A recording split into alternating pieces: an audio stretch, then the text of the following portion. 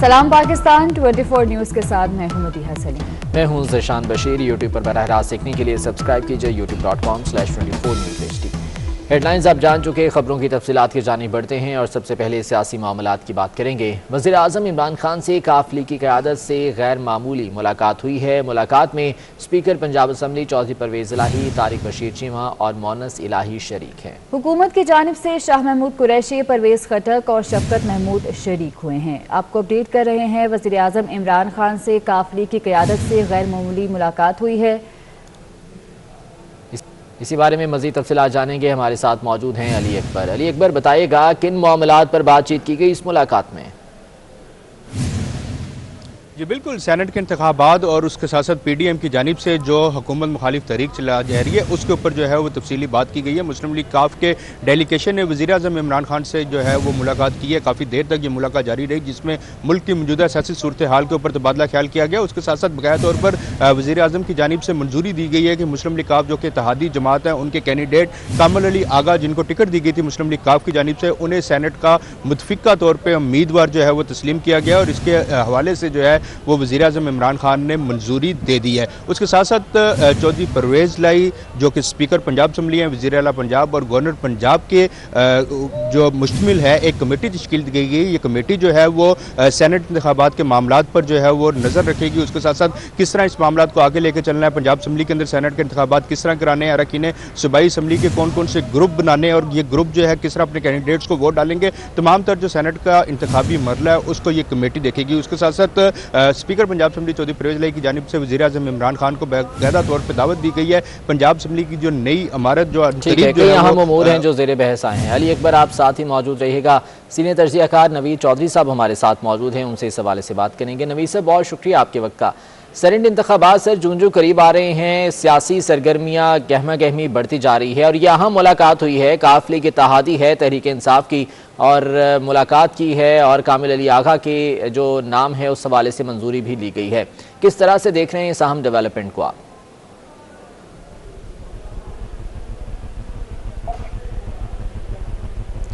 नवीद चौधरी साहब, आप मुझे सुन पा रहे हैं? आवाज आ रही है आपको? जी आवाज आ रही है सर, फरमाइएगा। जी जी, मेरे ख्याल में तो ये बिल्कुल मतवक्को डेवलपमेंट है, इसमें कोई अनहोनी नहीं है, क्योंकि सेनेट के इंतखाबात के पेश नज़र प्राइम मिनिस्टर इमरान खान ने अपनी पॉलिसी मुकम्मल तौर पर तब्दील कर ली है। पहले जो इंप्रेशन था कि वो बात सुनने को तैयार नहीं है मुस्लिम लीग काफ के हवाले से या उनके मुतालबा सुनने को तैयार नहीं है, तो वो तो उन्होंने यकीनी तौर पर महीना भर हो चला है, ये सारी पुरानी पॉलिसी में तर्क कर दिया। उनको पता था कि सेनेट इलेक्शन सर पे हैं और अगर मैंने अपने सियासी इत्तेहादियों को साथ ना मिलाया तो पंजाब के अंदर भी कोई ना कोई अपसेट हो सकता है। तो ये उनकी मजबूरी भी है और हालात का तकाजा भी है, और वैसे तो उनको अखलाकी तौर पर और सियासी तौर पर ये पहले ही करना चाहिए था, लेकिन वो कर नहीं रहे थे। अब जाहिर है काफ लीग की बहुत ज्यादा जरूरत है उनको, तो वो तो अब सर के बल आएंगे, जो कहेंगे ये काफ लीग वाले वो मानेंगे और मानना चाहिए भी। जब आप एक इत्तेहाद लेके चल रहे हैं, कोalition गवर्नमेंट है, तो सारे जो उसके अरकान हैं उनको अहमियत मिलनी चाहिए, उनके मुतालबात को अहमियत मिलनी चाहिए, और खासतौर पर ऐसे इत्तेहादी जो सियासी हवाले से बहुत वाइब्रेंट हो, जिनकी अपनी सियासी रेपुटेशन हो बहुत, तो उनके मशवरे भी ज़ाहिर है हुकूमत के लिए मुफीद ही साबित होंगे। तो इमरान खान साहब ने खामखा काफ लीग को एक डिस्टेंस पे रखा हुआ था, तो चलें सेनेट के इंतखाबात की वजह से ही सही, बहरहाल उनको याद आई और उन्होंने अब काफ लीग की तरफ तवज्जो देनी शुरू कर दी है। ठीक, नवीद साहब साथ ही रहेगा। सलीम बुखारी साहब भी हमारे साथ मौजूद हैं, चीफ एडिटर 24 डिजिटल हैं। सलीम बुखारी साहब, खुशामदीद कहते हैं आपको। यह अहम मुलाकात है, यकीनन जो तहफ़्फ़ुज़ात काफ लीग के गुज़िश्ता दिनों में सामने आते रहे हैं, यकीनी तौर पर वो तहफ़्फ़ुज़ात भी अब दूर हुए होंगे और सेनेट इंतखाबात के लिए यह अहम मुलाकात करार दी जा रही है। सर क्या कहेंगे आप? देखिए, पहली बात तो यह कि नवीद चौधरी साहब ने बिल्कुल दुरुस्त कहा कि पहले तो इमरान खान साहब का ख्याल ये था कि इनके होने ना होने से कोई फर्क नहीं पड़ता, लेकिन अब चूंकि इंतखाबात करीब आए हैं इलेक्शन के, वो काफी परेशान हैं। इस लिहाज से उन्हें अगर काफ लीग की याद आ गई है तो नवीद चौधरी साहब ठीक कहते हैं कि ये अनहोनी तो नहीं है, ना कोई अचंभे की बात है, ये तो होना ही था। लेकिन मैं इसमें थोड़ा सा इजाफा ये करना चाहता हूँ कि इसका मतलब ये है कि इमरान खान साहब जो शो ऑफ हैंड की बात कर रहे हैं, उससे वाकई उनके वो खदशात और डर और खौफ जो है उसका इशारा मिलता है कि उन्हें ये भरपूर तवक्को नहीं है कि सारे इत्तेहादी और सारे उनकी पार्टी के लोग जो हैं वो उनके उम्मीदवारों को वोट देंगे।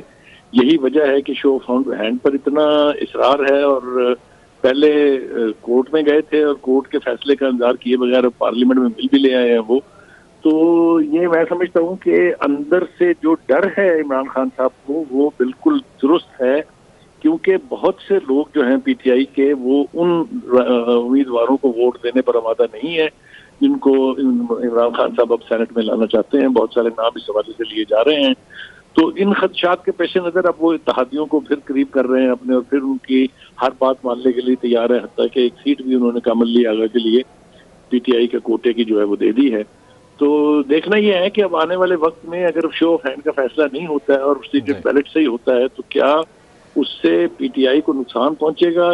जो सियासी हल्के हैं उनका ख्याल ये है कि जिस तरह पंजाब में सुना जा रहा है कि वो ख्वाजा सलमानी साहब जो हैं उनकी क़यादत में भी एक ग्रुप बन रहा है पीटीआई का, जो इस हद तक आगे चला गया है कि वो अपना कैंडिडेट लाने की सोच रहे हैं सेनेट में। और इसी तरीके से केपीके के अंदर भी वहाँ के चीफ मिनिस्टर। जी हाँ बिल्कुल सर, नाराज अरकान तो दोनों जानिब है। अब देखना ये है कि कौन सी जमात इनको अप्रोच करती है। बहुत शुक्रिया। सलीम बुखारी साहब हमारे साथ मौजूद थे। नवीद चौधरी साहब आपका भी बहुत शुक्रिया। अली अकबर अपडेट कर रहे थे। अली आपका भी बहुत शुक्रिया। वज़ीर-ए-आज़म इमरान खान से आर्मी चीफ की मुलाकात हुई है जिसमें सिक्योरिटी की सूरत हाल पर तबादला ख्याल किया गया। पाक फौज की पेशा वाराना उमूर पर गुफ्तगू भी हुई है। तफसीलात जान लेते हैं। अवैस कयानी हमारे साथ मौजूद हैं। अवैस अपडेट कीजिएगा इस मुलाकात के हवाले से। बिल्कुल जी, पीएम हाउस में army chief general Qamar Javed Bajwa की वज़ीर-ए-आज़म इमरान खान से मुलाकात हुई है। मुलाकात में DGISI lieutenant general Faiz Hamid भी मौजूद थे। मुलाकात में जो पेशा वाराना उमूर है पाक फौज के उस पर वज़ीर-ए-आज़म को जो है वो ब्रीफिंग दी गई है। सरहदी और जो दाखिली जो सिक्योरिटी सूरत हाल है उस पर तफसीली जो है बातचीत हुई है। इस मुलाकात में तफसीलन जो है पेशा वाराना उमूर पाक फौज के हैं और जो सिक्योरिटी सूरत हाल है उस पर जो है मशावरत हुई है। ठीक है अवैस कयानी, बहुत शुक्रिया आपका। वफाकी हुकूमत ने मुल्क भर में 30 नई एहतसाब अदालतों के क़याम का नोटिफिकेशन जारी कर दिया है। नई एहतसाब अदालतों के क़याम के लिए 40 करोड़ रुपए मुख्तस कर दिए गए हैं। तफसीलात जानेंगे। एडिटर सिंध रफ़ीक भुट्टो हमारे साथ मौजूद हैं। रफ़ीक भुट्टो, बताइएगा इस बारे में मज़ीद। जी बिल्कुल, पूरे पाकिस्तान के 9 शहरों में 30 नई एहतसाब अदालतें कायम की जा रही हैं और इस सिलसिले में वफाकी वजारत कानून व इंसाफ ने बाज़ाब्ता नोटिफिकेशन जारी कर दिया है जो कि 24 न्यूज़ को मौसूल हो चुका है। और इस नोटिफिकेशन के मुताबिक जो 30 नई एहतसाब अदालतें कायम की जा रही हैं उसमें कराची में 6, लाहौर में 5, मुल्तान में 3, पेशावर में 4, इस्लामाबाद में 3, पिंडी में 1, सखर में 3, हैदराबाद में 2 और कोयटा में 3 अदालतें कायम की जा रही हैं। ये 9 शहरों में कायम की जा रही हैं जिसमें सिंध के 3 शहर जो हैं हैदराबाद, सखर और कराची, उसमें ये कायम की जा रही हैं और 40 करोड़ रुपए इस सिलसिले में मुख्तस किए गए हैं और 1.5 करोड़ रुपया हर अदालत के लिए मुख्तस किया गया है जो कि उसके किराए और दीगर अखराजात पर जो है वो खर्च आएगा। बहुत शुक्रिया आपका। पीपल्स पार्टी के रहनुमा शाजिया मरी का कहना है कि अवाम को रोज़ बरोज़ कुचला जा रहा है। पेट्रोल की कीमत में मुतअद्दिद बार इजाफा किया गया। हुकूमत IMF के सामने लेट चुकी है। नाअहल हुकूमत एक्सपोज हो गई। वो कराची में मीडिया से गुफ्तगू कर रही थी। इनके जो कॉल थे, जो अकवाल थे, जो स्टेटमेंट्स थी, जिस तरह उन्होंने फरमाया आप इकट्ठी कर लें तो आपको ये खुद एक्सपोज हो जाएंगे और दिन रात ये टेलीविज़न पर एक्सपोज होते हैं। पेट्रोल की कीमत में एक बार फिर कल इजाफा किया गया है और ये हुकूमत, मैंने पिछली मरतबा भी कहा था, IMF के सामने लेट चुकी है। ये गुलाम हुकूमत है, ये सिर्फ इदारों की गुलामी कर रही है। रोज़ बरोज़ पाकिस्तान की आवाम कुचली चली जा रही है। जिस सुनामी का ये जिक्र करते थे शायद ये वही सुनामी है। ये नाअहल एक्सपोज हो चुके हैं। जिस तरह फैसल साहब ने फरमाया कि जो इनके सेलेक्टर्स हैं अब उनको पीछे हट जाना चाहिए। इन नाअहलों को हम पर मुसल्लत किया है। हम इन्हें सिलेक्टेड एक वजह से कहते हैं। हमें कोई शौक नहीं है कि हम मुल्क के वजीर आज़म को सिलेक्टेड कहें, लेकिन अगर मुल्क का वजीर आज़म पाकिस्तानी कौम की तकलीफ से इतना नाला है, इतना अनअवेयर है, उसको पता ही नहीं कि पाकिस्तान में क्या हो रहा है, उसको टीवी देख के पता चलता है कि पाकिस्तान में क्या हो रहा है, वो या बीवी से उसे पता चलता है क्या हो रहा है। और तर्जुमान सिंध हुकूमत मुर्तज़ा वहाब का कहना है कि ये सिर्फ सोशल मीडिया की हुकूमत है, ये विफाकी हुकूमत नहीं, कार्टून नेटवर्क है। 1.5 माह के दौरान पेट्रोल की कीमत में 11 रुपए का इजाफा किया गया। हुकूमत तेल में सबसे ज़्यादा टैक्स ले रही है। वो कराची में न्यूज़ कॉन्फ्रेंस कर रहे थे। हुकूमत नहीं, कार्टून नेटवर्क है। कि 45 रोज में जो 11 रुपए इन्होंने पेट्रोलियम प्राइसेस में इजाफा किया है, उसकी जिम्मेदारी भी माजी की हुकूमतों पर जाएगी। और बजाय इसके आप शर्म करें, आप आवाम को कहते हैं कि हमने तो आपके बेहतरीन मफाद में किया है। मतलब इतना सख्त दिल कैसे कोई आदमी हो सकता है, कैसे कोई हुकूमत हो सकती है? वही हुकूमत हो सकती है जो कि सिलेक्टेड हो, जिसको आवाम की परवाह ना हो, जिसने ना आवाम से वोट लिए हो और ना मुस्तकबिल में उसको वोट लेने हो। जब ये तमाम चीजें, पेट्रोल महंगा होगा, डीजल महंगा होगा, मट्टी का तेल महंगा होगा, बिजली महंगी होगी, तो सब्जी भी तो महंगी होगी, अंडे भी तो महंगे होंगे, आटा भी तो महंगा होगा। और ये कहते नहीं, ये हमारी जिम्मेदारी नहीं है। मौजूदा महंगाई की सिचुएशन में वो इस तरीके से गुजारा नहीं कर सकते। और अगर आपको आवाम का ख्याल है तो हम ये डिमांड करते हैं कि फौरी तौर पर इस इजाफे को कलअदम करार दिया जाए, इसको विड्रॉ किया जाए। जबकि पेट्रोलियम मसनूआत की कीमतों में इजाफे पर शहरी भी फट पड़े। कहा, हुकूमत रिलीफ फराहम करने में नाकाम हो गई है। पेट्रोल की कीमतों में इजाफे से महंगाई में भी मजीद इजाफा होगा। अवाम क्या कहते हैं, आप भी देखिए। की मैं गुजारा करूं, लाला 500 तेल साड़ के मैंने शाम को 300 400 बचा के मैंने किदे करूं? इतना पेट्रोल बधाई पे गरीब आवाम किदे मरे? सर ये पॉलिसी आवाम दोस्तों हो नहीं सकती ना। जिनके घर में चीज़ें पूरी हो रही हैं वो बैठे हुए हैं और उनको गरीब का कोई ख्याल ही नहीं है। मुझे तो ऐसे लगता है कि कोई पॉलिसी मेकर बैठा ही नहीं है जो पॉलिसी बना के सही मानों में चला रहा हो। आवाम पे जुल्म है। जब पेट्रोल महंगा होगा तो हर चीज़ महंगी होगी, कारोबार खत्म हो जाएगा इससे। हुकूमत को चाहिए कि गरीब आदमी को रिलीफ दे और अच्छा से अच्छा जो है ना पैकेज दे। ये क्या खाने को नहीं मिल रही रोटी, तो पेट्रोल पर गरीब आदमी क्या डलवाएगा? तीसरी दफा पेट्रोल बढ़ गया, इतनी महंगाई हो रही, फिर हुकूमत कहती है कि महंगाई कम हो रही है। अब महंगाई बजाय पेट्रोल से बढ़ने से और मजीद और महंगाई बढ़ेगी ना, लाज़मी बात है। पेट्रोल बहुत महंगा हो गया। पेट्रोल के लिए सवारी किराया ही नहीं दे रही, किराया वो 10-15 रुपये दे रही है और कुछ बनता ही नहीं है सर। इस पेट्रोल की वजह से पेट्रोल महंगा होता है, उसकी वजह से साथ साथ में और भी महंगाई बढ़ जाती है। मैं तो इसके बारे में ये कहूँगा इमरान खान साहब को कि बस इस तरह करो कि सब गरीबों को इकट्ठा करके या तो उनको जला दो या एक बम रख के कि वो बस सब मर जाएं। और ना घुट घुट के मरने से तो एक दफ़ा मरना बेहतर है ना यार। हम गरीब लोग जो दिहाड़ीदार लोग हैं, टैक्सी चलाने वाले, किधर जाएं? इस गवर्नमेंट को खुदा का वास्ता है, इमरान खान को हम कहते हैं या तो गवर्नमेंट छोड़ दे या को गरीब के लिए सोच। हर रोज़ जब महंगा करते हो तो 4-5 रुपये महंगा करते हैं या 10 रुपये महंगा करते हैं। जब सस्ता करते हो तो पैसों के हिसाब से सस्ता करते हैं, 10 पैसे या 5 पैसे या 25 पैसे इस तरह सस्ता करते हैं। हम लोग तो चीखते रहते हैं कि भाई खुदा के लिए जो महंगाई कर रहे हो, जो लोगों परेशान है लोग, आप लोगों के अशिया की वजह से, आप लोगों की उसकी वजह से हम जो है महंगाई की उसमें पीस रहे हैं। पेट्रोलियम मसनूआत की कीमतों में इजाफे के बाद एलपीजी भी महंगी कर दी गई। मौजूदा सर्दियों में अब तक एलपीजी 38 रुपये फी किलो तक महंगी की जा चुकी है। 4 माह में घरेलू सिलेंडर की कीमत में 448 रुपये इजाफा किया गया है। आपको अपडेट कर रहे हैं, पेट्रोलियम मसनूआत की कीमतों में इजाफे के बाद एलपीजी भी महंगी कर दी गई है। मौजूदा सर्दियों में अब तक एलपीजी 38 रुपये फी किलो तक महंगी की जा चुकी है। 4 माह में घरेलू सिलेंडर की कीमत में 448 रुपये इजाफा किया गया है। पेट्रोलियम मसनूआत के बाद एलपीजी भी महंगी की गई है। एलपीजी 10 रुपये 38 पैसे फी किलोग्राम महंगी कर दी गई है। फरवरी के लिए एलपीजी की नई कीमत 157 रुपये फी किलो मुकर्रर की गई है। मौजूदा सर्दियों में अब तक एलपीजी 38 रुपये फी किलो तक महंगी की जा चुकी है, जबकि 4 माह में घरेलू सिलेंडर की कीमत में 448 रुपये इजाफा किया गया है। अवैस कियानी से मजीद तफसीलात जान लेते हैं। अवैस, अपडेट कीजिएगा।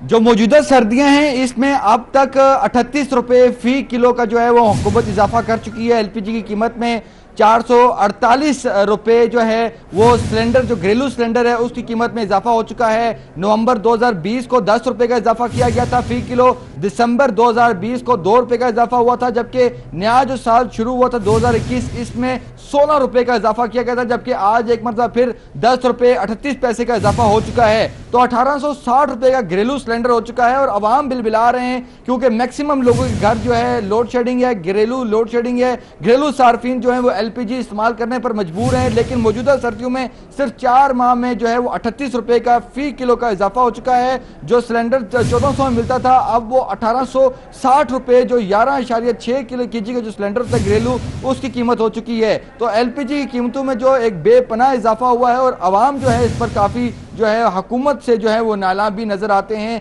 कि मौजूदा सर्दियों में LPG डिस्ट्रीब्यूटर्स को फ़ायदा दिया गया है, ना कि आवाम को। इन 4 महीनों में LPG की कीमत में कमी नहीं बल्कि इजाफा ही हुआ है और 38 रुपये का इजाफा आज तक हो चुका है। ठीक है, बहुत शुक्रिया आपका। आपको अपडेट कर रहे हैं। पेट्रोलियम मसनूआत की कीमतों में इजाफे के बाद LPG भी महंगी कर दी गई है। सर्दियों में LPG 38 रुपये फ़ी किलो तक महंगी की जा चुकी है। 4 माह में घरेलू सिलेंडर की कीमत में 448 रुपये का इजाफा किया गया है और इस हवाले से नोटिफिकेशन भी जारी किया जा चुका है। शहरी परेशान हैं। LPG 10 रुपये 38 पैसे फ़ी किलोग्राम महंगी कर दी गई है। लाहौर में क्या सूरत हाल है, हसनैन ओलग से जान लेते हैं। हसनैन बताइएगा, यहाँ पर क्या सूरत हाल है, शहरियों की जानिब से क्या रद्द-ए-अमल सामने आ रहा है?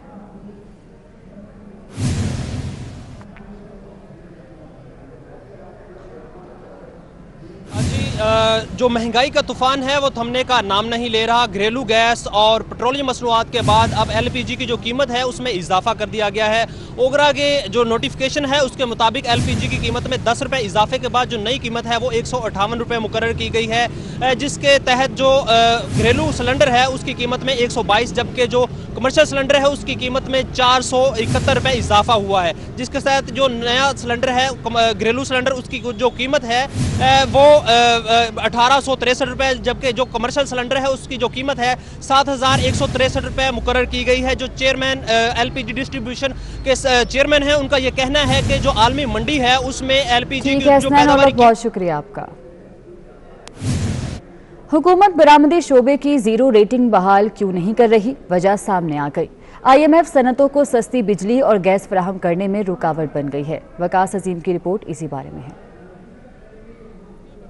को सस्ती बिजली और गैस की फराहमी पर एतराज कर दिया। ज़राए का कहना है कि IMF प्रोग्राम की बहाली पर बातचीत में आलमी मालियाती इदारे ने एक्सपोर्ट सेक्टर को सब्सिडीज देने पर तहफ़्फ़ुज़ात का इजहार कर दिया है। वफाकी हुकूमत ने बिना वसाइल टेक्सटाइल पॉलिसी में $6 अरब की मराहत की तजवीज़ दी है। वज़ारत ख़जाना और FBR ने भी टेक्सटाइल पॉलिसी के तहत मराहत पर एतराज़ात उठाए हैं। पेट्रोलियम और पावर डिवीजन ने भी सस्ती बिजली और गैस फराहमी से इनकार किया है। दूसरी जानिब इक़्तिसादी राब्ता कमेटी ने जीरो रेटिंग की बहाली, सस्ती बिजली, गैस की फराहमी और टैक्स मराहत का जायजा लेने के लिए कमेटी कायम कर दी है। मुआविन खुसूसी ताबिश गौहर को भी खुसूसी कमेटी का हिस्सा बनाया गया है। वकास अजीम, 24 न्यूज़, इस्लामाबाद।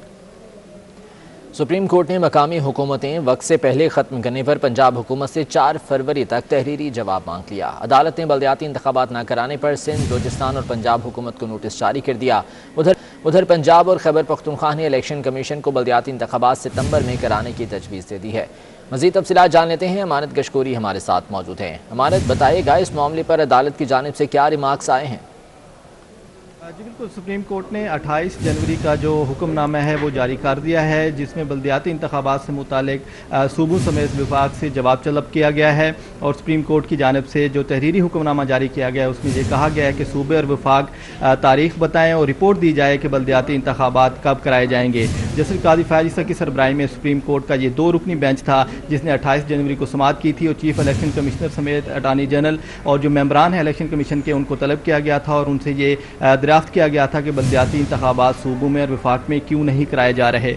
इस सिलसिले में जो पेशरफ रिपोर्ट थी वो भी तलब की गई थी इलेक्शन कमीशन से और इलेक्शन कमीशन को हिदायत की गई थी कि 4 फरवरी तक जवाब जमा कराया जाए। तो उस सिलसिले में आज इलेक्शन कमीशन में इजलास भी हुआ है। मशावरती इजलास में खैबर पख्तूनख्वा और पंजाब हुकूमतें जो हैं उन्होंने सितंबर तक बल्दियाती इंतखाबात कराने की यकीन दहानी कराई है, जिस पर चीफ इलेक्शन कमिश्नर ने ये उनकी जानिब से ये कहा गया कि अगर सूबे नए कवानीन नहीं बनाते तो पुराने जो कवानीन हैं उन पर ही बल्दियाती इंतखाबात कराने का ऐलान कर दिया जाएगा। चीफ इलेक्शन कमिश्नर की जानिब से बरहमी का इजहार किया गया। ज़राए के मुताबिक ये बताया गया है कि चीफ इलेक्शन कमिश्नर ने वाज़ेह किया है कि अगर कवानीन ना बनाए गए तो जो पुराने कवानीन हैं अमानत गशकोरी, बहुत शुक्रिया तफसीलात के लिए। कराची में डाउ university of engineering and technology के तलबा का एहतजाज रंग ले आया। यूनिवर्सिटी इंतजामिया ने तलबा को 2 रोज़ का वक्त दे दिया है। मज़ीद तफसीलात जान लेते हैं। जावेद कायम खानी हमारे साथ मौजूद हैं। जावेद, बताएगा क्या मामला तय पाए हैं?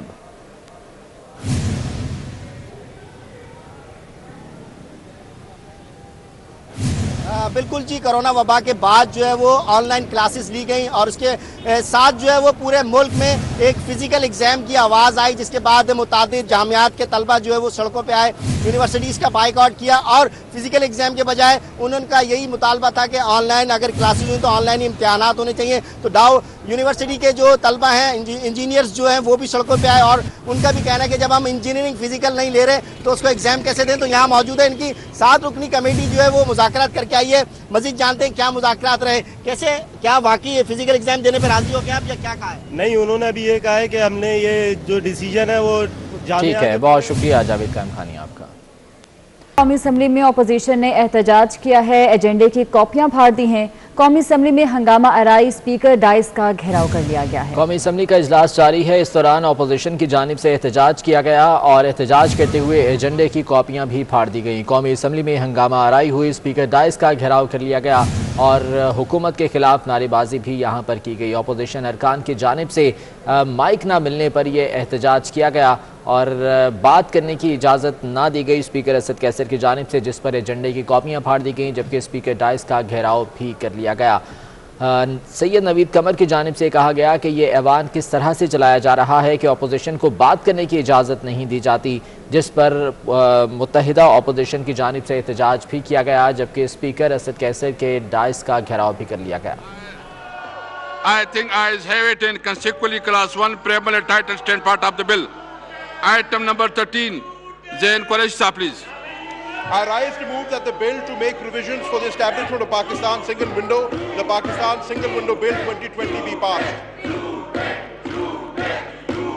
Now I put the motion to the House. It has been moved that the bill to make provision for the establishment of Pakistan Single Window, the Pakistan Single Window Bill 2020 be passed.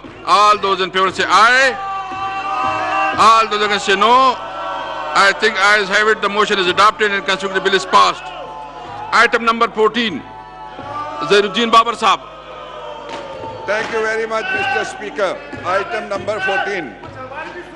I beg to माशाल्लाह बड़ी आवाज है आपकी। On the table an authenticated copy of the address of the Parliament of the Islam President Republic of Pakistan made under clause 3 Article 56 of the Constitution of the खबरों का सिलसिला आगे बढ़ाते हैं। एक बार फिर से अपडेट करेंगे आपको कौमी असम्बली के इजलास के हवाले से, जहां पर अपोजिशन की जानिब से एहतजाज किया जा रहा है और एजेंडे की कॉपियां भी फाड़ दी गई। कौमी असम्बली का इजलास हंगामा आराई की नज़र हुआ, स्पीकर डाइस का घेराव कर लिया गया।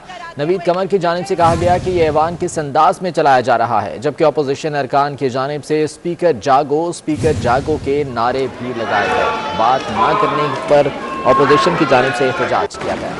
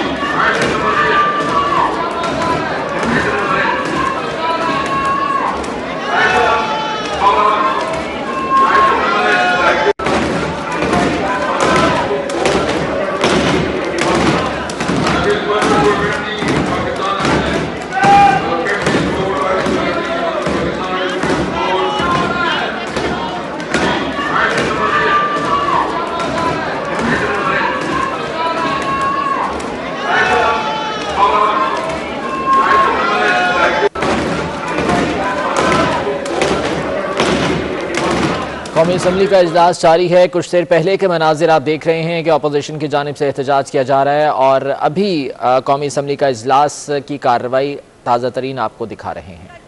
यहाँ पर सिटिंग एमएनएज़ है और उन्होंने किस तरह से सरकारी जमीनों के ऊपर कब्जा किया हुआ है और किस तरह से वो ना सिर्फ अवाम को बेवकूफ बना रहे बल्कि उन्होंने इस पॉलिटिक्स को भी The House is adjourned to meet again on Tuesday, the 2nd February at 4 p.m.